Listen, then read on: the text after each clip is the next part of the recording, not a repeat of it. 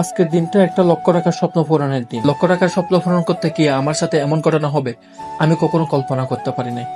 তো আমার সাথে কি হলো তা আজকের ভিডিও শেষ পর্যন্ত দেখলে আপনারা বুঝতে পারবেন। হাই এভরিওয়ান, আসসালামু আলাইকুম। আশা করছি আপনারা সবাই ভালো আছেন। তো শুরুতে যেটাই শুনছিলেন যে আজকে আমি 1 লক্ষ টাকার ফোন কিনবো, তো যে কথায় সে কাজ।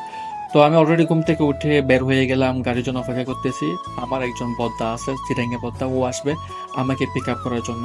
অলরেডি সে আসলে চলে আসছে আমার ওইখানে, আমার লোকেশনে। আমি যাব হচ্ছে আজকে হফুফ। যারা যারা আলহাসা থাকেন তারা অবশ্যই হফুফ চিনেন। তো হফুফ হচ্ছে অনেক বড় একটা মার্কেট, যেখানে অনেক অনেক সস্তা পাওয়া যায়। তো অলরেডি আমি গাড়িতে উঠে গেলাম।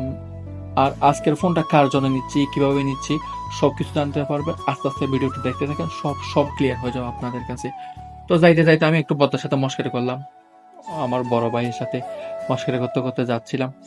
তো জীবনে আসলে অনেক কিছু পাওয়া যায়, অনেক কিছু হারানো যায়। তো বন্ধুত্ব নামক যে জিনিসটা, সেটা টিকিয়ে রাখা অনেক অনেক সৌভাগ্যের ব্যাপার। তো আলহামদুলিল্লাহ, আমার অনেক অনেক বন্ধু আছে এই প্রবাসের মাটিতে, যাদের কাছে আসলে বাবা অসম্ভব। তো কথা বলতে বলতে আমরা অলরেডি চলে আসি হফুফ, সেই কাঙ্ক্ষিত। এখন দেখতে পাচ্ছেন আসল বন্ধু, যে আসলে ফোন কিনবে, যার জন্য আমরা ফোন কেনার জন্য আইছি। তো অলরেডি আমরা গাড়িতে উঠে গেছি। গাড়িতে ওঠার পরে যে নির্দিষ্ট স্থান আছে ওখানে যাচ্ছি, মানে ফোনের মার্কেট আর কি, যেখানে অনেক অনেক ভালো ভালো ফোন পাওয়া যায় এবং সস্তায় ফোন পাওয়া যায়। তো অলরেডি আমরা এসে পৌঁছে গেলাম ফোনের দোকানে, মোবাইলের দোকানে। তো সর্বপ্রথম আসলে কি কাজ এখানে এসে, পার্কিং এর ইয়া নেওয়া। এখানে হয়তো 3 রিয়াল দিয়ে পার্কিং, 1 ঘন্টার জন্য পার্কিং নিতে হয়। তো এখন হচ্ছে আসল কাজ করার পালা। আসল কাম হইলো আমাদের একটা ফোন দেখা এবং ফোন নেওয়া। তো আমার বন্ধু আগে থাকতে ভেবে রাখছিল ও একটা স্যামসাং S20 আলট্রা নিবে, যেটার বাংলাদেশে প্রাইস প্রায় 1 লক্ষ টাকা প্লাস। তো এখানে দেখতেছিলাম সেকেন্ড হ্যান্ড, নতুন সবকিছু মিলাইয়া ওর দেখাচ্ছিল। তারপরে আমরা হচ্ছে সেকেন্ড হ্যান্ড নেওয়ার জন্য প্রস্তুত ছিলাম না, আমরা নতুন ইনটেক নিতে চাইছিলাম। তো ওই দোকানে পছন্দ হয় না, অনেক দোকানগুলো, অনেক দোকান করে এই দোকানে আসলাম। এই দোকানে এসে অনেক অনেক তর্কা বিতর্কি মার্কেটিং করার পরে একটা ফোন পছন্দ হয়েছে, তাও 3200 রিয়াল, 3200 রিয়াল, যা বাংলাদেশি টাকায় প্রায় 1,10,000 টাকা। তো বাবা যাই, মাশাল্লাহ, আল্লাহ তালা তাকে তৌফিক দিছে, ও যেন নিতে পারছে।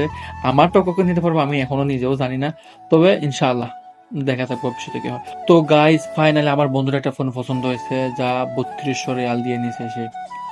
কেনাকাটা শেষ করার পরে এখন হচ্ছে আনবক্সিং করার পালা।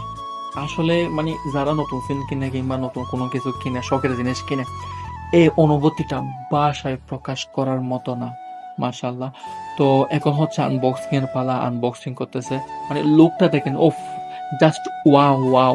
দেখে মনে হচ্ছে মানে আমি একটা নিয়ে নিই। তবে দেখা যাক সামনে কি হয় ইনশাআল্লাহ।